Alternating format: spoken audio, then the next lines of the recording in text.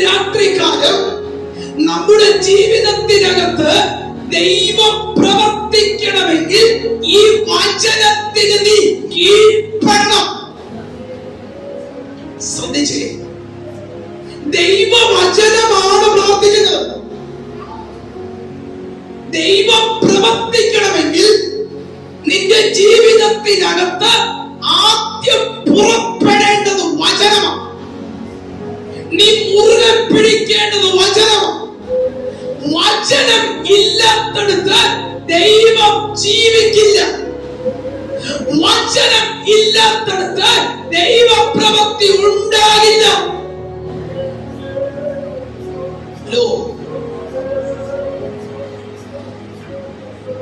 ദൈവവചനത്തെ നീ മുറുകെ പിടിക്കാതിരുന്നാൽ, വിശ്വസിക്കാതിരുന്നാൽ, യേശു പറഞ്ഞ വാക്കിനെ മറിയം മാർത്ത മുറുകെ പിടിച്ചു.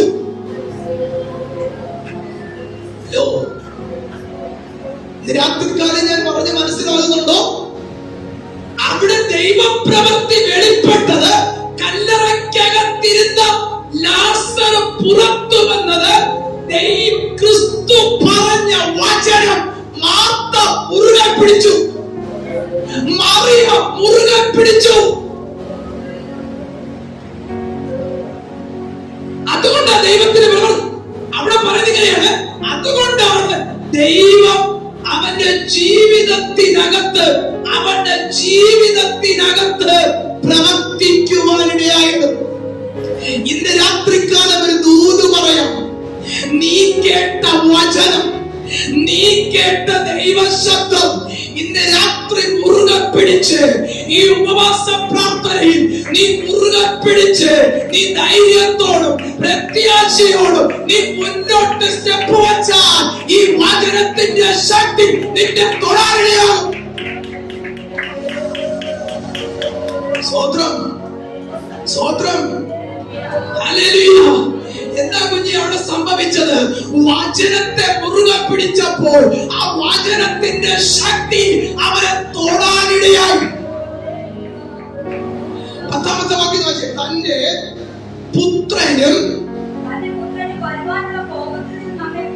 തന്റെ പുത്രനായിരിക്കുന്ന ക്രിസ്തു, ആ മർമ്മം വെളിപ്പെടുത്താൻ പോയില്ലേ? പറഞ്ഞുതരാം.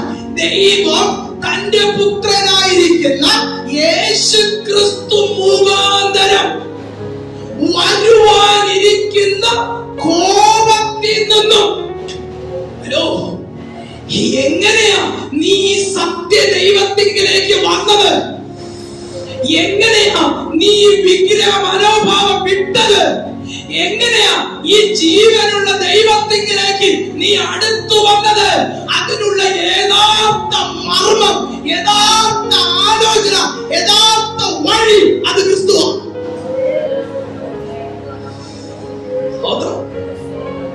സ്തോത്രം. ഒരു വാക്യം വായിച്ചാട്ട് 1:5 വാക്യം. 1 ഞാൻ ചോദിച്ചു, ഇവിടെ കിടക്കുന്ന നീ പുസ്തകത്തിനകത്ത് എഴുതിയിരിക്കുന്ന വചനമായിട്ട് നീ കണ്ട വചനമായിട്ട് തന്നെ. പക്ഷെ ഈ പുസ്തകത്തിൽ എഴുതിയിരിക്കുന്നത് ദൈവത്തിന്റെ അരുളപ്പാടാണെന്ന് നീ വിശ്വസിച്ച പറഞ്ഞ് മനസ്സിലാകുന്നുണ്ടോ? ഇന്ന് രാത്രി ഒരു വിടുതൽ കാണണമെങ്കിൽ നീ കേട്ട വചനം നിന്റെ ജീവിതത്തിനകത്ത് ചലിക്കണമെങ്കിൽ പൗലോസ് പറയാ, ഞങ്ങൾ പ്രസംഗിച്ച വചനം അത് വചനമായിട്ടല്ല വന്നത്. ശ്രദ്ധിച്ചേ, പ്രസംഗിച്ചത് വചനമാണ്, പക്ഷെ ഏറ്റെടുത്തപ്പോൾ വചനമായിട്ടല്ല നീ ഏറ്റെടുത്തത്, വചനത്തെ ദൈവമായി ഏറ്റെടുത്തു. പരിശുദ്ധാത്മാവ് പറയാ, പൗലോസ് തെസ്സലോനിക്ക സഭയോട് പറയാ, വിഗ്രഹ മനോഭാവം വിട്ട് സത്യ ദൈവത്തിലേക്ക് നിങ്ങൾ തിരിഞ്ഞു വന്നത് അതിന് കാരണം നിങ്ങളല്ല. നിങ്ങൾ നിങ്ങൾ കേട്ട വചനം നിങ്ങൾ മുറുകെ പിടിച്ചപ്പോൾ ആ വചനം അന്ധകാര ശക്തിയിൽ നിന്നും നിങ്ങളെ പുറത്തു കൊണ്ടുവന്നു. കർത്താവോ വിശ്വസ്തൻ. നീ അവിശ്വസ്തനായിരുന്നാലും, നീ അവിശ്വസ്തനായി പാർത്താലും, നീ അവിശ്വസ്തനായി നടന്നാലും, നീ സേവിക്കുന്നെന്ന് പറയുന്ന ദൈവം നിനക്ക് വിശ്വസ്തനല്ലെന്ന് പറഞ്ഞാലും, നിന്റെ വാവുകൊണ്ട് നീ വിശ്വസ്തനല്ലെന്ന് പറഞ്ഞാലും, ദൈവം വിശ്വസ്തൻ തന്നെ. ആ വിശ്വസ്തതയെ മാറ്റിക്കളയാൻ, ദൈവത്തിന്റെ വിശ്വസ്തതയെ തള്ളിക്കളയാൻ, ദൈവത്തിന്റെ വിശ്വസ്തതയെ മാറ്റിക്കളയാൻ ഈ ഉലകത്തിലെ ഒരു ശക്തിക്ക് കഴിയില്ല. സ്തോത്രം, സ്തോത്രം. മാർത്തോട് പറയാം, വിശ്വസിക്കുന്നവരുടെ ഇടയിൽ വിശ്വസിച്ച നീ ദൈവ മഹത്വം കാണും. ഇന്ന് രാത്രി ഞാൻ ദൂത് പറയാം, നീ വിശ്വസിച്ച് കേട്ട വചനം മുറുകെ പിടിച്ച് വചനത്തിന് വേണ്ടി നിൽക്കാൻ തുടങ്ങിയാൽ ഈ വിശ്വസ്തനായ ദൈവത്തെ നിനക്ക് കാണാൻ പറ്റും.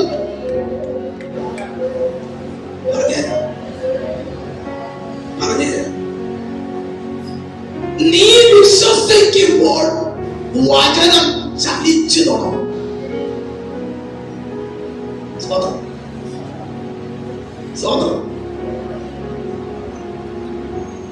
എങ്ങനെ പാസ്റ്റർ ഞാൻ വിശ്വസിക്കട്ടെ? കർത്താവോ വിശ്വസ്തൻ.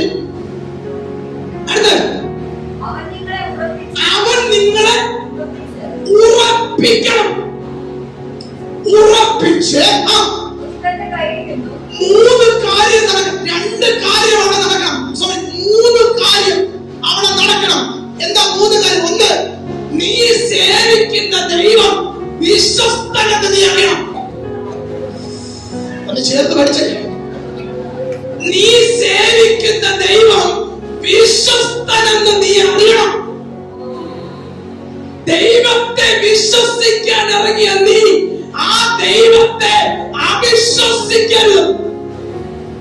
ഒന്നാമത് കർത്താവ് പറയാം, എന്നെ സേവിക്കാൻ ഇറങ്ങിയ നീ എന്നെ വിശ്വസ്തനായി എണ്ണണം.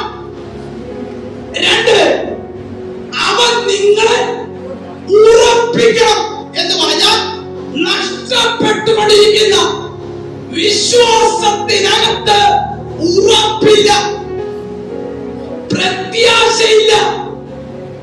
ഈ ഉറപ്പ് ദൈവം നൽകണം. ആരും ക്രിസ്തുവിൽ നിങ്ങളെ ഉറപ്പിച്ച് ദുഷ്ടന്റെ കയ്യിൽ നിന്നും ഈ മൂന്ന് കാര്യവും ജീവനുള്ള ദൈവത്തെ സേവിക്കുന്ന മക്കൾ മനസ്സിലാക്കണം. പക്ഷെ ഡയറക്റ്റ് ദൈവം ഇറങ്ങി വരത്തില്ല, ഡയറക്റ്റ് ഇറങ്ങി വരത്തില്ല. അതുകൊണ്ടാ പൗലോസ് ഒരു കാര്യം പറഞ്ഞത്, വിശ്വസിക്കുന്നവരെ ഈ വചനം ദൈവശക്തിയാ. വിശ്വസിക്കുന്നവരെ ഈ വചനം ദൈവശക്തിയാ. ഒന്നുകൂടി ആഴമായി പറഞ്ഞ, ദുഷ്ടന്റെ കയ്യിൽ നിന്നും നിന്നെ വിടുവിക്കണം എന്ന് പറഞ്ഞാൽ എവിടെയാ നീ പാർക്കുന്നത്? നീ ആയിരിക്കുന്ന ലോകം എങ്ങനെയുള്ളതാ? കൊണ്ടുവരുന്ന വല്ലാത്തവരും ദുഷ്ടന്മാരുമായ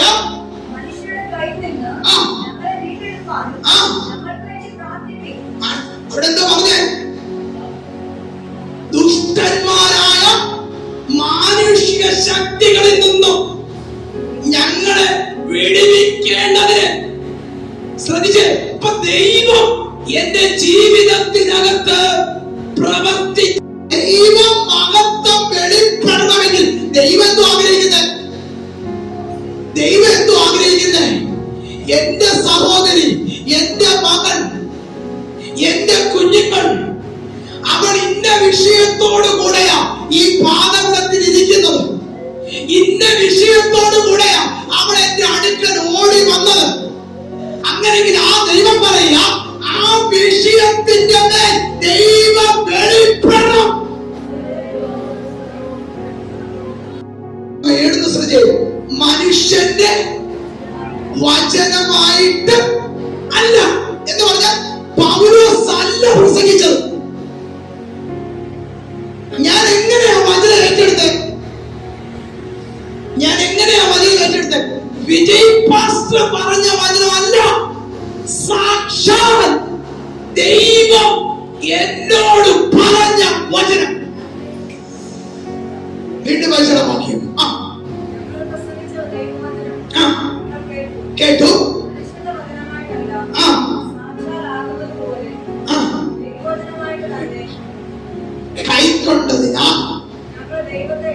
കൈക്കൊണ്ടതിനാൽ നിങ്ങൾ എങ്ങനെയാ വചനം സ്വീകരിച്ചത്? ഈ 4 സെക്ഷനിലും മുഴങ്ങിയ വചനം എന്നോട് ദൈവം സംസാരിച്ച വചനമാണ്.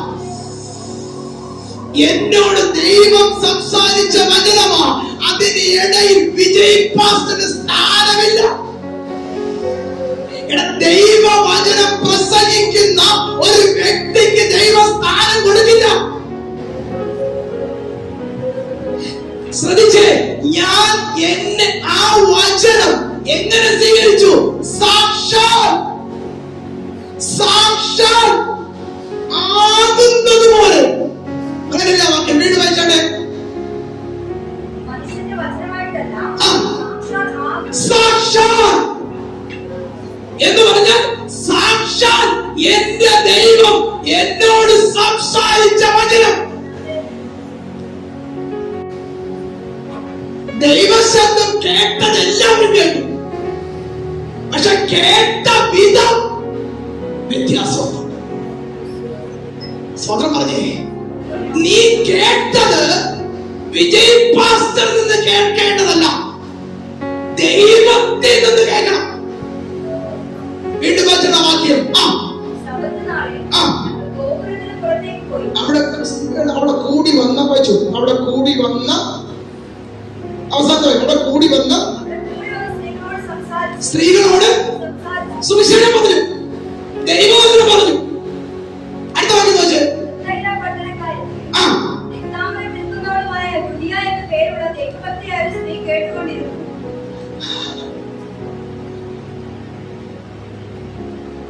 പേരും അഡ്രസ് നാളെ ഫോൺ നമ്പർ വരെ എത്തും.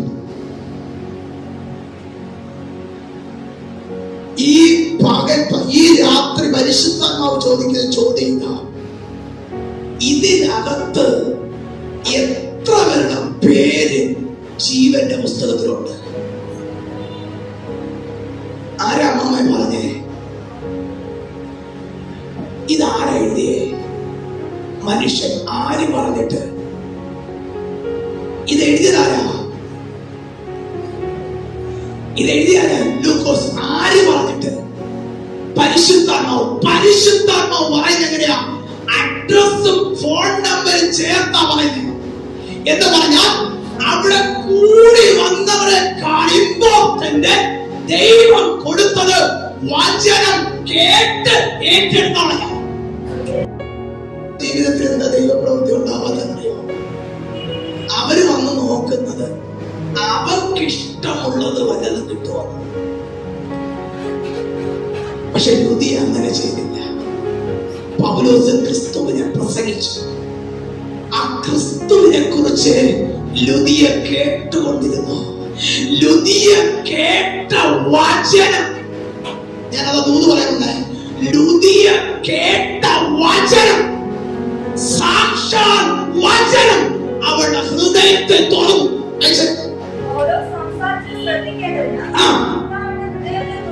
മനസ്സിലായോ? പറഞ്ഞേ, അവൾ കേട്ട വചനം അവളുടെ ഹൃദയത്തിലേക്ക് ചെല്ലേണ്ടത്. മുൻപിൽ കേട്ടുകൊണ്ടിരുന്ന വചനം, ശ്രദ്ധിച്ചുകൊണ്ടിരുന്ന വചനം അവളുടെ ഹൃദയത്തെ തുറന്നു. മർമ്മം ഇന്ന് രാത്രിക്കാല ദൂത് പറയാം, നീ കേട്ട വചനം നിന്റെ വിഷയത്തിന്റെ മേൽ ഇന്ന് രാത്രി ചലിക്കണം. സ്തോത്രം.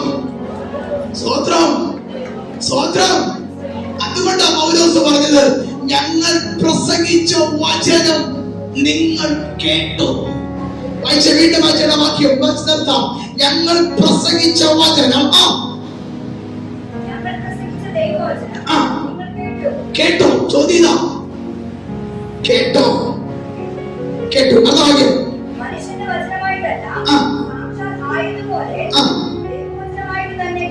നിങ്ങൾ എങ്ങനെ കൈക്കൊണ്ട്? നിങ്ങൾ എങ്ങനെ കൈക്കൊണ്ട്? സ്വതന്ത്രം സ്വതന്ത്രം സ്വതന്ത്രം സ്വതന്ത്രം. നിങ്ങൾ എങ്ങനെ കൈക്കൊണ്ട്? വായിച്ചാട്ടെ. കർത്താവ് ചോദിക്കുന്ന രണ്ട് ചോദ്യമുണ്ട്. ദൈവം നിങ്ങളോട് ചോദിക്കുക, ഈ 2 ദിവസം ഉപവാസത്തോടെ ഇരുന്നില്ലേ? ദൈവവചനം കേട്ടില്ലേ? നിങ്ങൾ എങ്ങനെയാ വചനം കേട്ടത്? വിജയ് പാസ്റ്റർ പറയുന്നതാണോ നിങ്ങൾ കേട്ടത്? അതോ സാക്ഷാൽ ദൈവം പറയുന്നതാണോ നിങ്ങൾ കേട്ടത്? വിജയ് പാസ്റ്റർ നിന്ന് കേട്ടിട്ടുണ്ടെങ്കിൽ ആ വചനം ചലിക്കില്ല. പക്ഷേ പരിശുദ്ധാത്മാവ് എന്നോട് സംസാരിച്ചു, അത് കേട്ടാൽ ആ വചനം ചലിക്കും. ഞാൻ വചനവും പ്രസംഗിക്കുന്നേ. വീണ്ടും വായിച്ചോട്ടെ വാക്യം. കേട്ടു.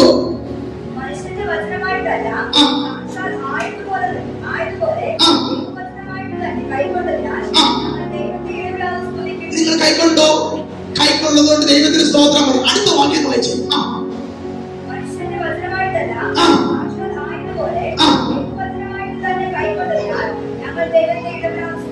അടുത്ത വാക്യം. വിശ്വസിക്കുന്ന നിങ്ങളിൽ, ഇതാ വാക്യം, വിശ്വസിക്കുന്ന നിങ്ങളിൽ ആ വചനം എന്ത് ചെയ്യാ? ഇപ്പൊ പിടികിട്ടിയോ? ഞാൻ പറഞ്ഞേ, ഇപ്പൊ പിടികിട്ടിയോ? അന്ന് മറിയയുടെ മുമ്പിൽ നിന്ന വചനം ഇന്ന് നിന്റെ മുമ്പിൽ നിൽക്കുക. അന്ന് മറിയയുടെ മുമ്പിൽ നിന്ന വചനം ഇന്ന് നിന്റെ കൈകളിൽ ഇരിക്കുക. ആ വചനത്തെ നീ വിശ്വസിച്ച മറിയ